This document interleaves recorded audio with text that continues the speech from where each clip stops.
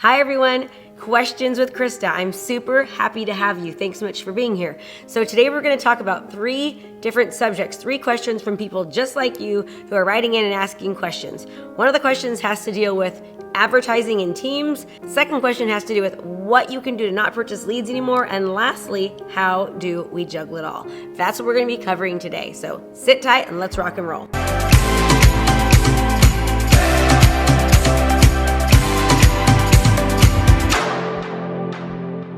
So number 1 is from Brian Zamora. I run a team of 5 agents. When I run an ad or do any advertising, should I incorporate them? Brian, that's actually a really good question. Now here's the thing. First of all, if you're going to actually advertise other people, you need to make sure, number 1, that you trust them. Hopefully you need to make sure that they're going to actually be staying with you for a significant amount of time. Here's the thing. We know as marketers, it's really expensive to advertise ourselves. It costs a lot of money, right? And if you're going to be marketing your team in conjunction with you and they leave, then they've got free advertising dollars. You've kind of helped them make their mark. Now, if you trust them, that's fine. If you don't, you could be actually helping them in their future business. But here's the problem if you don't advertise them, or if you ever want to break out on your own. And quite frankly, this was a big mistake that I made in my real estate career. I wanted everything to be Krista because I didn't realize that I was actually going to one day kind of step back and really focus more on coaching and step back from my real estate business. So for the first year, and I've been doing coaching now for about 20 months, and I will tell you, it has been the hardest time in my real estate career this past 20 months because I've completely stepped out of it. For about the first year, Brian, all I heard was, Krista, they want you, they don't want us.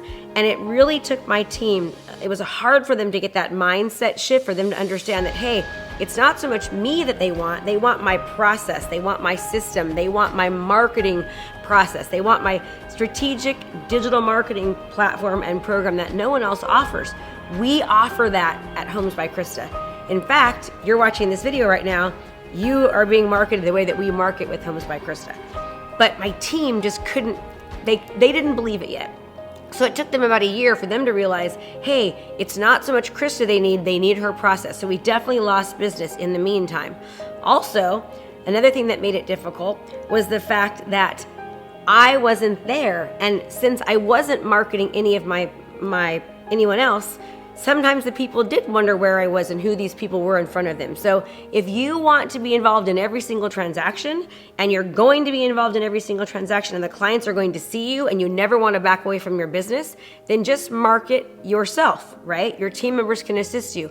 If your team members are going to be showing up without you, and then one day you want to step away or step back, or you want to grow and have people help you even become bigger, then you're going to want to market them. But just make sure that you absolutely trust them, you know their heart's in the right place, you know they want to be on the team, and that they're not going to leave anytime soon. Now, with that being said, Brian, they still might leave, and that's okay. You'll still be fine. Believe it or not, many people just think it's so easy to sell real estate, and how you make it look, you probably make it look really, really easy and really simple. And when they get on their own, they realize it's a lot harder than they thought. So, and if they do go, of course, you wish them well. So I hope that makes sense, and I hope that answered your question. So I hope that answered your question, Brian. Let us know if you have any others. Now let's take the next question from Gustavo Ruvalcaba. Hope I'm not saying that wrong, Gustavo. I apologize if I am. So his question is, what do I have to do so I don't need to purchase any leads anymore? Okay, so hold on, Gustavo. Here's the deal. This is your business, right? I still purchase leads. I actually purchase leads from Zillow. I'm a Zillow Premier agent, but what I like to do is actually be my own lead generating machine.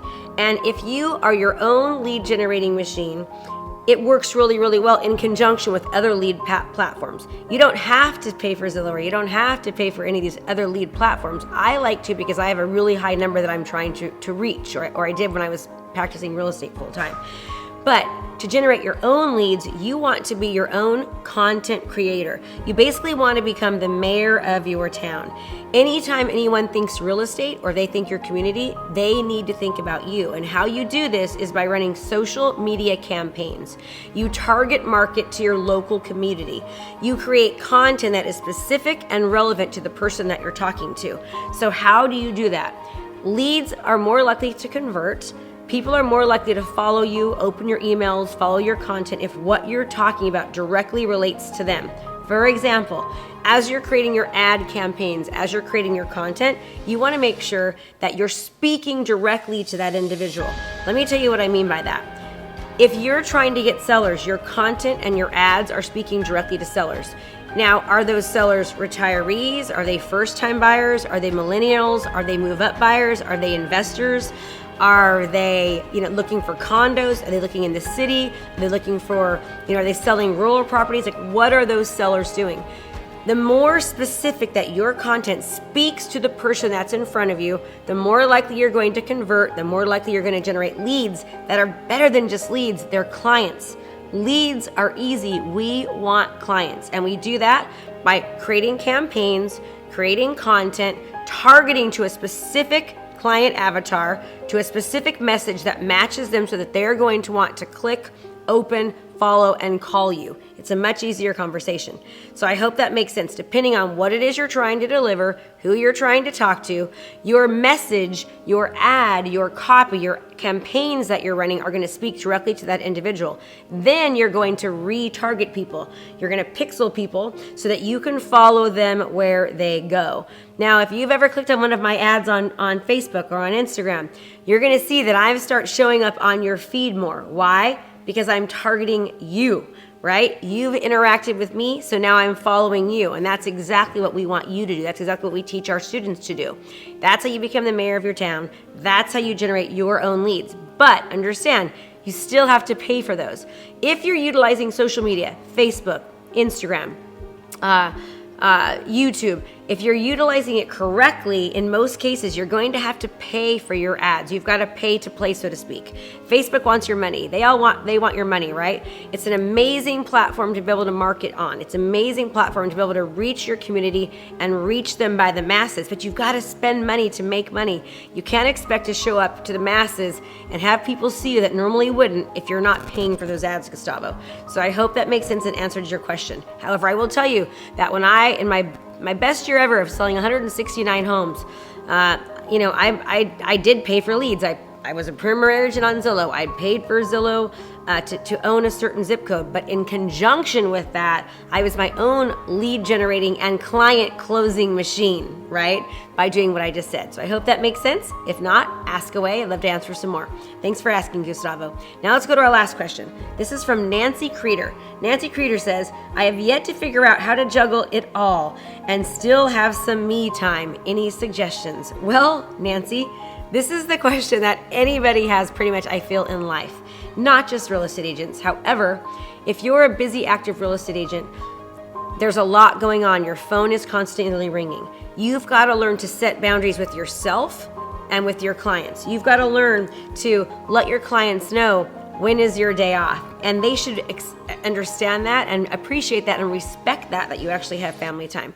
There should be, if you're struggling with time, have certain times during the day where you answer phone calls. Make sure in your voice message you say that I return phone calls at 9 in the morning, 12 in the afternoon, 2 o'clock and 5 o'clock. So please do me a favor if you're leaving a message and let me know what it is that you need so that when I call you back, I can be well prepared and answer your questions to the best of my ability.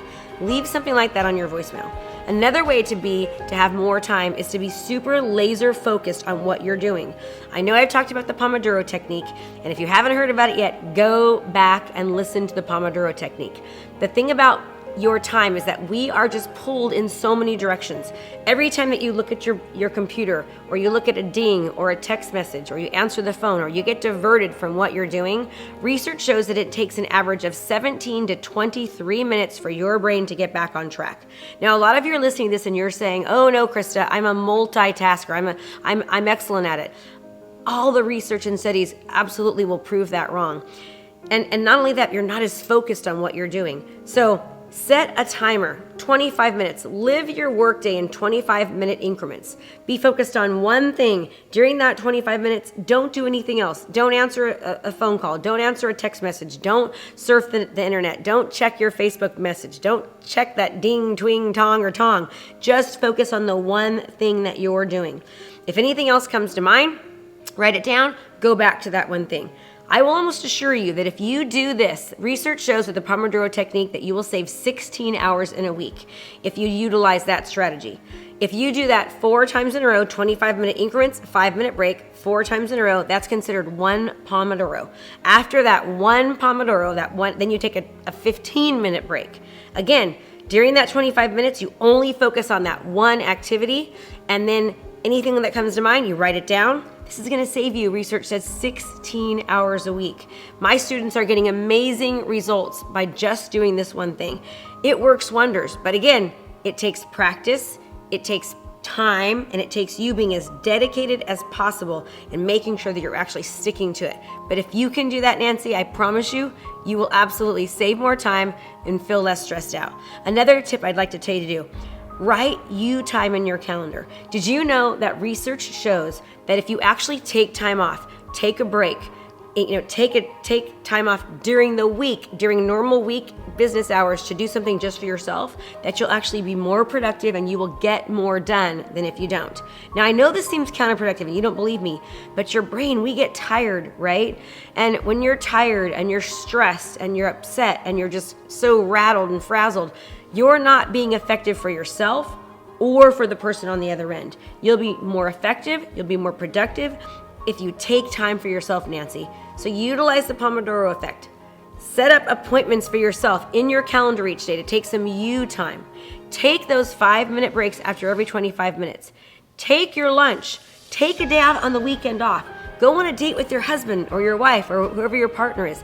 Make time for you, because the more time that you make for you, the more time that you're actually going to have. And set proper expectations and boundaries for your clients. So today we talked about leads, what we need to do to be our own lead generating machine. We talked about how to have more time. We also talked about what should or should you not advertise team members when you're on a team. So I hope this was helpful. I hope you're listening. Please know that as I bring you this content, it all comes straight from the heart. None of this is rehearsed. None of this is practiced. So I might make a few mistakes or say a few wrong things, but hey, I believe that to be perfectly imperfect, and I'm going to encourage you to do the same thing. Just take action. Just go for it. Go rock and roll. Knock it out there. And don't just learn, but actually try to implement some of what you're learning. And do me a huge favor, if this is helpful for you, and then be sure to like and subscribe to this YouTube channel so you make sure you get more content. And as always, make it a great home selling and buying day. And when you do what you love, people love what you do. Hey there, I have a brand new podcast called Fired Up with Krista Mashore, where I bring my high energy right to your ears. This podcast is available on all your favorite podcast platforms. So do me a favor, go subscribe and leave a review. All this information is free, and I cannot wait to teach you everything I know. Thanks so much for watching my video. You can learn more about how to be a successful real estate professional by watching other videos that I have.